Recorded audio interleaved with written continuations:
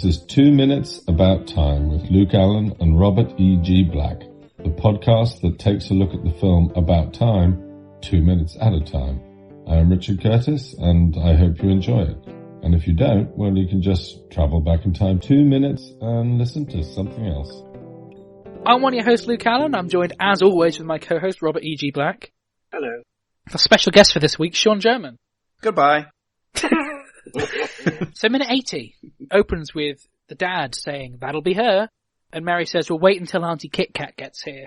Jimmy says, well, he opens the door and we get Jimmy, who says, "Hey." And I love the whole way this entire exchange that we're about to get is shot. Like, it's shot so differently to the rest of the film. Oh yeah, because it starts normal and then starts getting tighter on their faces. I think on the commentary they said, who needs to see people's lips while they're talking? Or their foreheads. It's like... Well, I think it sets this moment apart from others. Yeah. It works. Because with the handheld camera, it's even hard to, like, keep it steady on the eyes or the mouth. Yeah, there's more camera movement being handheld. And actually, I'm noticing this more and more. With the film, I mean, this is our first, like, sad moment, I think. Isn't it? Yeah. That every sad moment is following quite an upbeat or, like, fun or funny scene. Like, later on, when we hear the dad's unwell, it's after that whole changing dresses scene.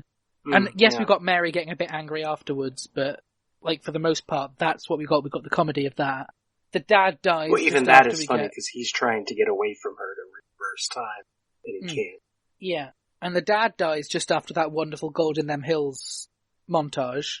And there are other bits, and I can't think what they are. I think it's good and significant that we have these big scenes like this.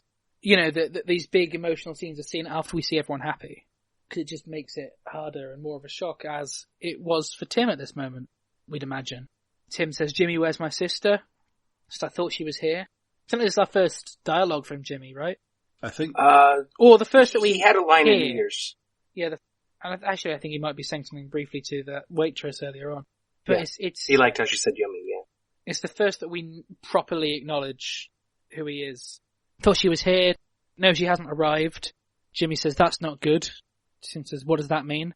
"Well, we had our argument this morning over nothing. But she'd been drinking, so then she ran out to get the car to come here. And I told her to meet me here, so..." And then we sort of don't hear him, everything goes out of focus. And Tim says there's a song by Baz Luhrmann called Sunscreen. Wow, your prep on this, I think you're next to talk, Robert. Well, I was just point out technically it's not called that, and it's not by Baz Luhrmann. He just produced it. It's called Everybody's Free to Wear Sunscreen. Taken from a commencement speech written by Mary Schmick for a Chicago Tribune column called "Advice Like Youth Probably Just Wasted on the Young." What a good...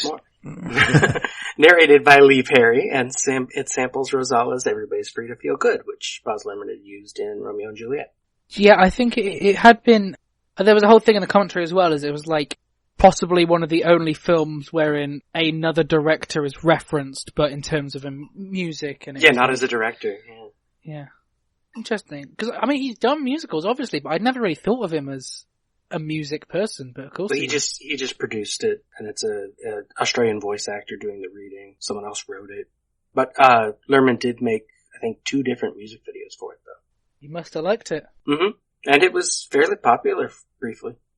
Top 10 in the UK, I think it was number 45 in the US. I forget the other numbers I saw. Is the rest of the song relevant to that, the quote that he says? Yeah. I mean, you could look in my notes, all the red stuff there. It's like several pages. Yeah. Well, so how many pages are you on? It's a long song. I even made it the font smaller for it. So you've got about a third of a page, then you've got a whole page, then you've got another whole page, and then a tiny bit on the top, so it's about 2 and a quarter, no, 2 and a third, and maybe 2.5 pages worth of lyrics in your notes. So. Well, I think the long version of the song is 7 minutes, and spoken word, so. But it fits the themes of the movie, though, because it's about, like, I mean, this line he gives, worrying about the future is as effective as trying to solve an algebra equation by chewing bubblegum, is one of the more flippant lines of the song. I will definitely listen to it after recording. Now, Sean, you're old enough to know this song. Did you care for it when it came out? No. Yeah, I remember. I do remember it the first time it made the rounds, and it's for the most part it's decent advice. But there's a few lines in it that are really cool, but overall it's like that's a lot of cheese. As a song, it's not terribly interesting.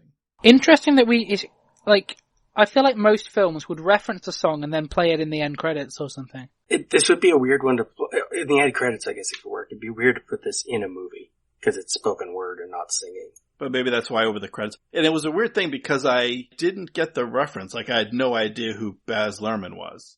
So I had to look it up, and then as soon as I looked it up, and I'm like, oh, it's the song where the person's giving all this, advice over a soundtrack.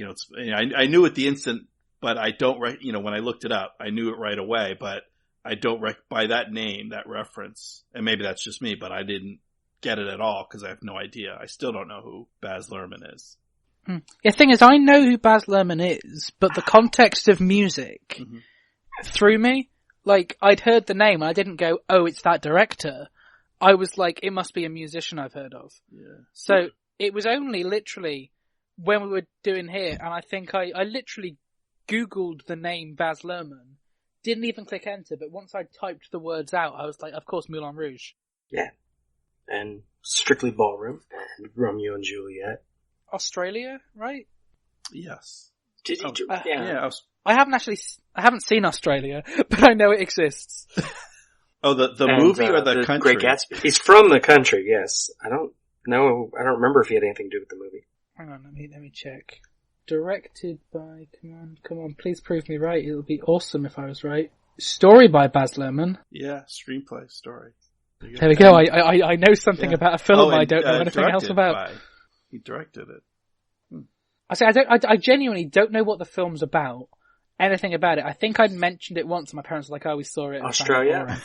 Yeah. It's about stuff happening in Australia during World War II.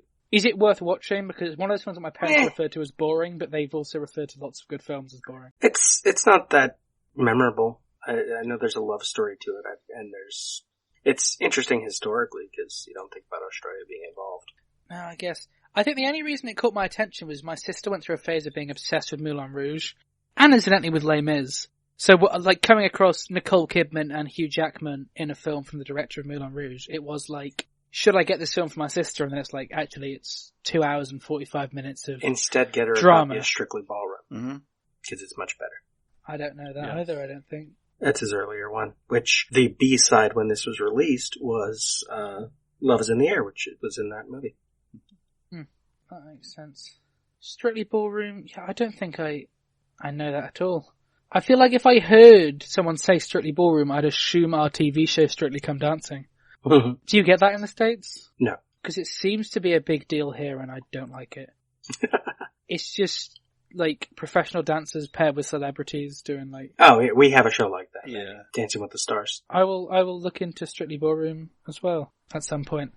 But yes, so the quote he says, worrying about the future is as effective as trying to solve an algebra equation by chewing bubblegum. The real troubles in your life will always be things that never crossed your worried mind. And we get this shot of Kit Kat being hit by the car, in the car crash. And it was joked because they said about how bad Lydia, who plays Kit Kat, is at driving. They joked in the commentary that they had to add this whole subplot because they got her to drive the car and it crashed. They filmed it, so they were like, she we better doesn't write get hit. this whole... She hits someone. Her car hits the other one. Oh my. Well, she's been drinking. Yeah. Which is really irresponsible for Jimmy, right? For her to have had an argument and be drinking. And he's like, alright, I'll walk, you take the car. Shock, it turns out Jimmy's irresponsible. Who would have seen that coming? Never have expected it. But yeah, it doesn't make much sense. The little respect I have for Jimmy, this still takes it too far. Well, he does say she ran out to get the car and he said he'd meet her there. Maybe he just yelled at her she's already getting in the car. We don't know that Jimmy's horrible. Yet. I mean, if it's walking distance anyway. I mean, unless they've got a big present, I guess. I don't know. She has an even larger bear in the trunk of the boot. She was planning, she didn't realise Uncle Desmond had already come, he was her present. She was just going to bring Uncle Desmond. What's even more irresponsible, she thought Desmond was in the boot. She's wrapped him up in a box. Yeah, I don't even know why I said that, to be honest. I don't know where the thought of her bringing Desmond as a present has come from, but I like it as a concept. Okay. Well, Desmond is bigger than the baby. So if she's the godmother, then that satisfies that requirement. But yeah, I really like the close-up that we get and how sort of slow motion, when he's doing the narration, like the different cuts of Tim's reaction with the out-of-focus background. Mm-hmm. It's brilliantly done. Because it's jarring, but deliberately jarring. Then the car crash is great. Well, shot great, you know what I mean. Although there is a mistake in that shot, though. Is there? What's the mistake? When her car hits the other and you get the wide shot, you can see the police motorcycle blocking the street down the way. Oh yeah. Good. I only had it paused because I was trying to figure out what street it was on. It's the intersection of Colville and Lonsdale in Notting Hill. See, I need to go to Notting Hill. Like I keep see a lot of stuff from his movies. Yeah. I mean, I did say before that the day that I'd planned to go to Notting Hill, we didn't get there in time, but on the way, I bumped into Hugh Bonneville. So that's something. I was like, should I go to Notting Hill? Now we'll do it another time. Oh look, there's Hugh Bonneville. Yeah. It was like, yeah. It's a sign of something. Maybe all the cast would be there. The closer I get to Notting Hill, the more Richard Curtis cast are there. He'd be filming a new movie there right when you go. Right, if I was there for that film awards ceremony, and then I turned up and there was a Richard Curtis movie being filmed, I wouldn't go to the awards ceremony. That's fine. That'd be the year I win. It'd be the final time. That's a story to tell later. The goodie bag to that film ceremony, great. But incidentally, now I won't be under the under 16 category, so I probably don't really stand anything of a chance at all now. Not with that attitude. Well, I'd like to think I do, but I don't really have the money that these other short film over 16 people have. Unless anyone's listening to the show wants to pay me, email in, luke@lukeallen.co.uk. I give you permission to give me money. I've heard that if you win, they will give you money that you can then use on your next film. So I just need to do some sort of weird time travel thing, where I win the money for the film before I make it. And then I'm good. You win, you take the money, you send it back in time to make the film that you win. Now, can Tim can take things with him. Can he leave them there? Wait. Right, this is a weird concept, because Tim can take Kit Kat with him, but he can't take his clothes with him. Well, but he doesn't show up. Oh, right, he takes her because she was there at the time. Oh, then he could take stuff. He could get a bunch of money, take it back there, because now that money did exist at that time period. As long as it was printed before. Yeah, so does that mean that wherever that money was, it just vanishes? That's debatable, because that's something the movie doesn't tell you, is how does he always get into the cupboard in the past?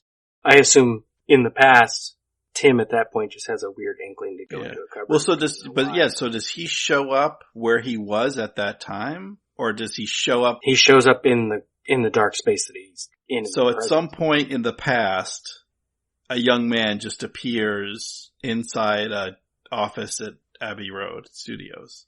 Yeah. Okay. Better hope it's not occupied then. Yeah, it's an odd and interesting idea. I mean, I imagine, right, it's like winning, like taking the prize money with you, but then the person whose, like, wallet it comes from, like the person who runs the whole operation or whatever, it's just like, she's just taking money out of the bank and then it's just not there. Right, but the bank's insured, so they still would have had money to give them in the present. It's fine. But they said that you can't use it for money because it utterly screwed up his grandfather's life, left him without love, nor can't remember the rest. It's because he got competitive in filmmaking circuits, obviously. Yeah. Anyway, we'll go back to this. Have we got any other final comments on minute 60? Not 60, minute 80. 80. Kit Kat's car is a panda. Mm-hmm. And it's purple, like the cupcake. Well, we knew it was purple. We'd seen it before, but we hadn't seen what kind of car it is. Yeah. Panda 1000. It's a Fiat, which also marries it, so I'm wondering if Fiat was involved with the movie. Because they don't make a big point of showing what kind of car it is. Would car companies, not mind you filming their car getting really damaged in a car crash? She survives. She survives. Positive. The car doesn't. Well, you don't know. They could fix it. Yeah, I guess. That she survives is a positive for the car. So Sean, we gave you a bonus minute, hopefully. Yeah? You did. What minute? I don't know what you're talking about. I don't know what the bonus minute we gave you was, because I tend to forget instantly. but it makes the show more interesting. So, could you tell us either the title of the file we gave you, or what happened in the scene? Well, the title of the file was bonus minute. Actually, did I not even put the number in the? No, the you title? did. I know you did put the number. I just wasn't going to tell you. But it's the New Year's Eve party from the beginning. It's actually where we first see Kit Kat and Jimmy. Oh, okay. And Tim doesn't kiss. It's that minute. Oh, it's just New Year's. This is really well timed because I was just thinking today, Robert, about the fact that you told me to do a New Year's Eve one because you had a note about Polly. Do you remember your note? Oh yeah, I had to think about it. Wow. Because I forgot that you told me to do that, and I was only thinking today I need to do that. So it's good that we have done that. So it's good that you did it then. Isn't it? What's your note on Polly? Well, it's the name Polly, where it comes from. Polly and Molly are both nicknames for Mary, so she is the third Mary in this movie. Huh. How did you find that out? I don't remember. I find it weird as someone calling someone called Mary Polly. Yeah, I've never heard that. I've never heard Polly as a... Some nicknames are weird, because they'll shorten it to Molly and then they'll switch out consonants where you get like the Jack for John and stuff like that. Well, that's in constant, but... Yeah, it's strange. But that means his mother, his wife, and the New Year's kiss are all the same name. I wonder what a psychiatrist could read into Tim's drawers to Mary. Is it some sort of... Oh heck, I forgot the name of the... Who is it who said that everyone wants to kill their father and sleep with their mother? What was his name? Oedipus. Oedipus, yeah. An Oedipus thing. There we go. I don't know if he, oh my God, that's what he, that. That's what he does! He kills he kills his father, essentially, to have a child with a woman who shares the name with his mother. Yeah. Yeah, what kind of twisted, perverted movie do you have us watching? I can't believe that this film happened to fit into the Oedipus Complex thing. I assume there's more context to that Oedipus thing than just that. Oh, yes. But that's all I've ever heard. So it's always just been strange. But yeah. I don't know anything else that Oedipus did either. I just feel like that's the thing that's referenced all the time. That's what he's really known for. That's the main He was a king of Thebes, I think. Mm-hmm. I don't remember what else happens. Oh, he married his mother. Yeah. That makes more sense. And they have 4 children. Well, had 4 children, I assume. It says have, but I assume they're dead. Well, you talk about stories in the present tense. Oh, he's fictional then? That's where I'm getting my confusion. It's not mythological. He's dead either way. Right. At this point. That makes more sense. The story is a fictional story. I thought that Oedipus was like someone like a philosopher who decided that this idea. That makes more sense. Okay. So yeah, Sean, what are your overall thoughts of that bonus minute though? Because we obviously don't look at it in as much detail, but what impressions do you get from it? Yeah, well, it's an interesting look back on Tim as a younger man and how he's grown and changed. And it's, interesting. And the way when he says sorry, like not kissing Polly, that's understandable. And I could see myself in that situation. Maybe not shaking hands the way he does. That's really weird, but not necessarily knowing, or not having the confidence to just go in and kiss a girl. But but he immediately knows he's done the wrong thing. Yep. And it's probably not too late to do the right thing. That's what I've always thought. Yeah. But then he just says sorry. It's like, well, if and again, I could see myself in this situation and continuing to do the wrong thing, even as it's not right. Yeah, you should immediately correct it. Be like, oh, sorry, I was nervous, and then you go ahead. Yeah, if he had just spun her around and give her the New Year's kiss at that point, all would have been forgotten, the awkwardness of a handshake, and he would have been okay. But instead, he almost makes it worse. He should have just left. Just hightail it out of there. Just remove yourself from the situation entirely.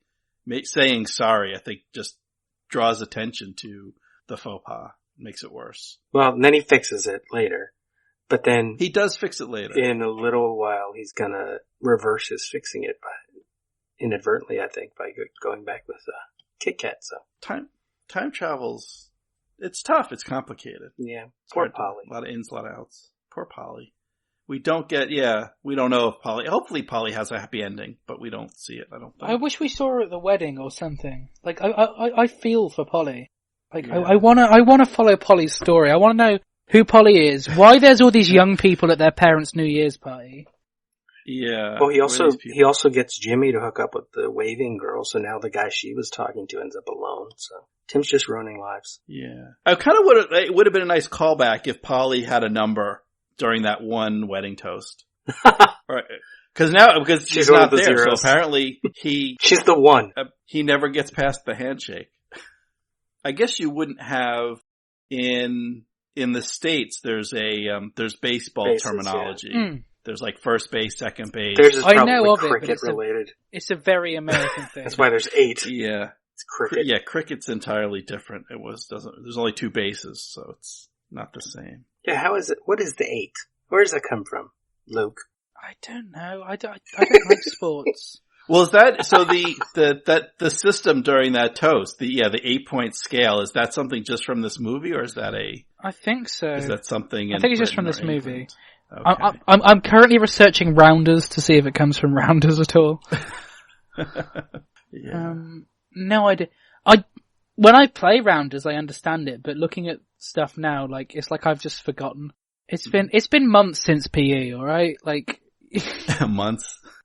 The other note I had on this bonus minute is the choice of song could not be more wrong. I dislike the song, particularly I dislike it's the I Will Always Love You. I think you go with the Dolly Parton version.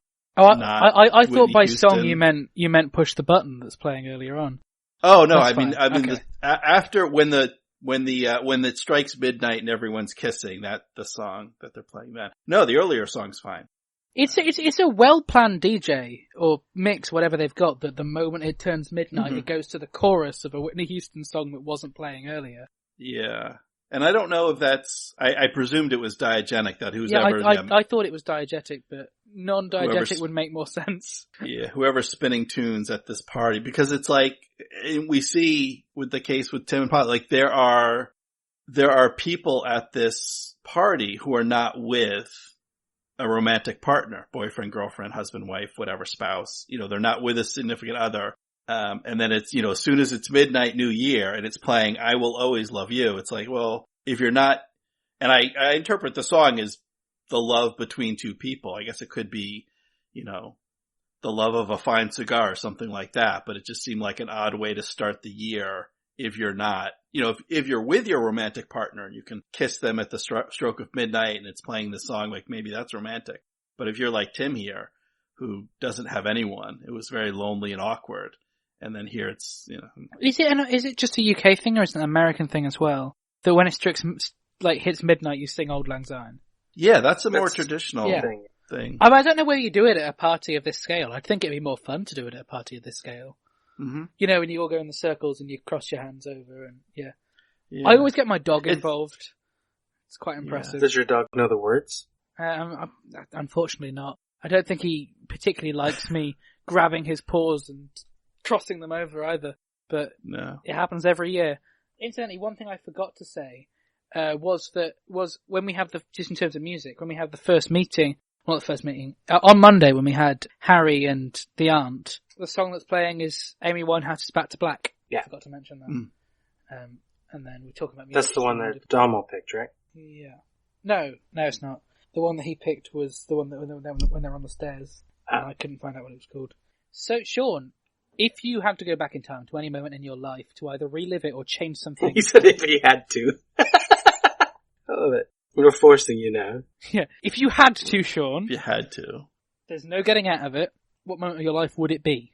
And hopefully not you agreeing to do this show. Yeah. No, it would not be the moment I agreed to do the show. Yeah, it's tough, because as we've seen... There are unintended consequences. You can go back in time and change things you did not mean to change. I could go back in time and this podcast would cease to exist. So I don't want to risk changing any of the good stuff. I'd probably go back to my wedding, and I think the thing I would change... the best man. Change the best man. I would make my father my best man, and then he would have to give a speech.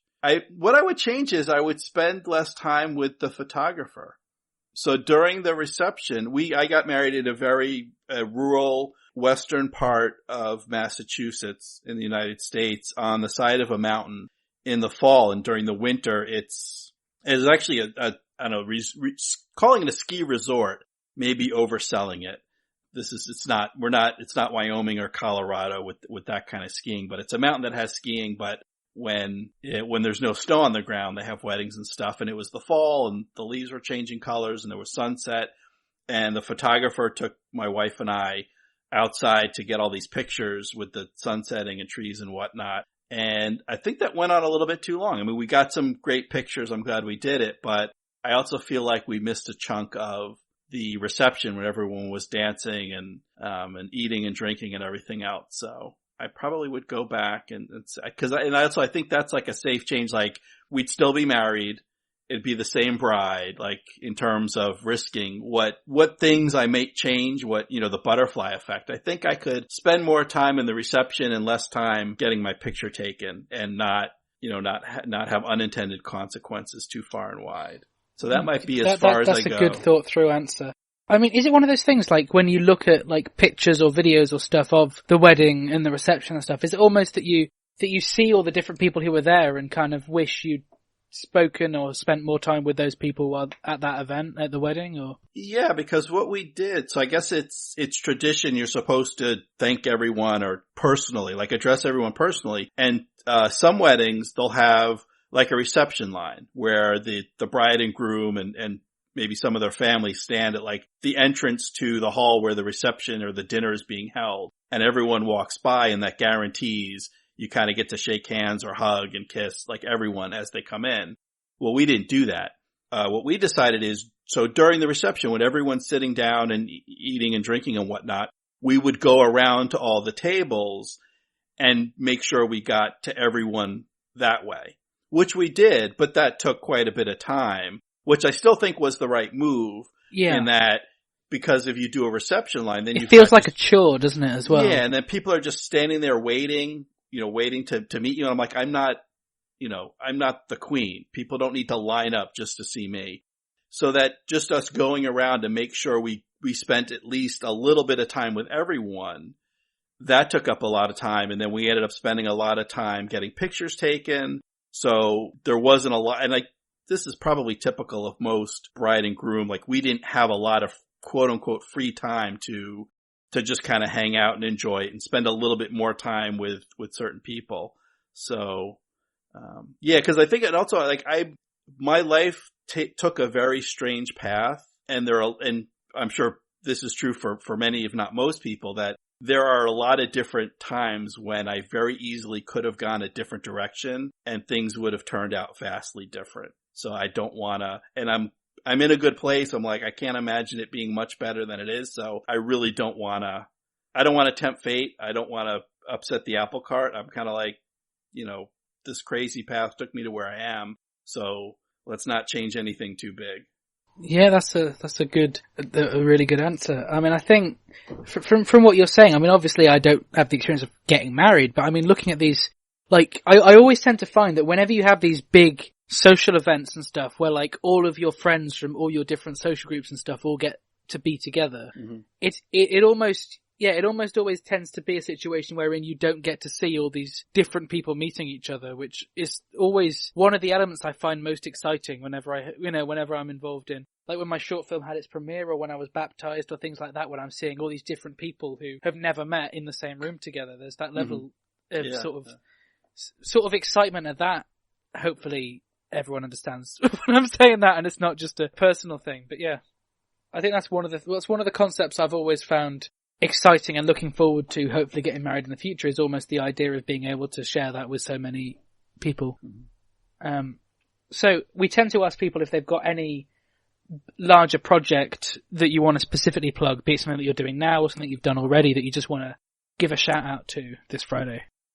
Well, I think it's worth mentioning once again for listeners, if you're interested in movies that deal with time travel and reliving same events and making mistakes and potentially learning and fixing them, then you might be interested in the movie Groundhog Day. And you might also be interested in a podcast called Groundhog Minute, where myself and my co-host Dave Pallas covered that film 1 minute at a time.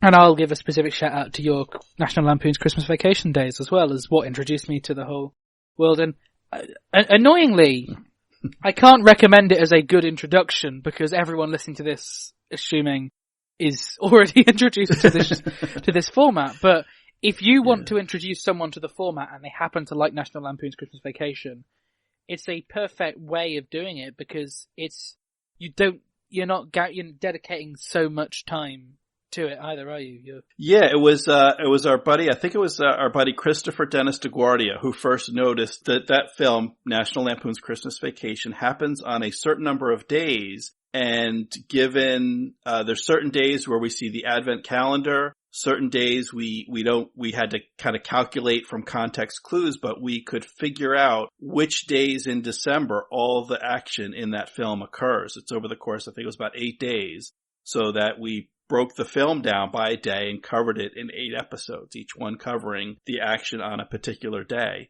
So, it's a good introduction, as you said. So if someone who thinks, watching a movie 1 minute at a time is they're not quite ready to make that leap, this is sort of a baby step. Well, how about we just watch a film 1 day at a time and then later we can break it down into minutes. But, yeah. It was fascinating as the introduction, and obviously Christopher did the theme song as well, didn't he, for your show? And you move on afterwards to do Planes, Trains and Automobiles and things like that? Did you listen to the Planes? I can't remember if I listened to the Planes, Trains and Automobiles, but that was that under your umbrella, or am I messing up? Yeah, so we went ahead, we did Planes, Trains and Automobiles. That's a little bit shorter, so that happens over 3 days leading up to Thanksgiving here in the States. And then we followed that up with Scrooged by the Ghost. It's weird that it's considered a Christmas film in the UK. Because we don't have Thanksgiving. Planes, Trains and Automobiles are just considered a Christmas film here. It's weird. Yeah, I guess it makes sense. It's got that sort of, the sentiment is similar between the two holidays, I think, in terms of it's families get together and usually there's a big meal involved, but like the theme of family and togetherness and counting your blessings and that sort of thing, being thankful. So if you don't have a Thanksgiving, but it could be a Christmas movie. So yeah. So definitely to the listeners, your holiday themed shows are great ways to get into Movie by Minute, or at least to just, if you're in between podcasts, it's a good thing to just spend a couple of podcast listening sessions on. Yeah. Oh, thank you. I'm glad you like it. And people can find, if they want to link directly to those holiday shows, if they go to groundhogminute.com, there's a link to those holiday specials, so they can go right to the Christmas Vacation, the Planes, Trains and Automobiles, or anywhere else. So Sean, on social media, where can the listeners find you? You can find me, the website is catandshawn.org. For the current podcast, you can find us at Next Scene Pod on Twitter. I think we're also on Instagram. And also we've got a Facebook group, the Jelly of the Month Club. Speaking of Christmas Vacation. And Robert, where can they find you? Website, lemmingdrops.com, or social media, Robert E.G. Black. The listeners can find me on Twitter at llama_bottle0, on Instagram at the Ginger Luke, on Facebook at Luke Allen Film. They can find this show, among many other podcasts I do, short films, radio appearances, newspaper articles, all at lukeallen.co.uk. This show's on Facebook, Twitter and Instagram at 2 Mins About Time. You can also join our Facebook group, The Cupboard, to discuss all different things to do with About Time, or the show, or any tangents we have. Or maybe for you or your listeners to theorize about all the discussions we may have had and cut out. I don't know. Because I'm we'll have sure... a poll. What's the best conversation we didn't have? Or that you didn't hear? I'm sure, like the deleted scenes in the film, there are scars from the removal of different discussions. If you analyze this show deep enough, you'll realize we've talked about stuff and cut it out. Or I've just edited it really badly and you hear someone... It's like that topic changed the really end of someone fast. laughing. Mid-laugh, it switches topics. Yeah. It's dangerous grounds. Normally it manages to work because we tend to have enough tangents that it tangents back in. But maybe this one will be the first one. I'd imagine that I'd just maybe add like a little sound effect and then cut back in or something. I don't know. We'll find out. Or I'd just pretend that my internet had got lost at that point and I'd come back in mid-conversation. Mm-hmm. That could have worked.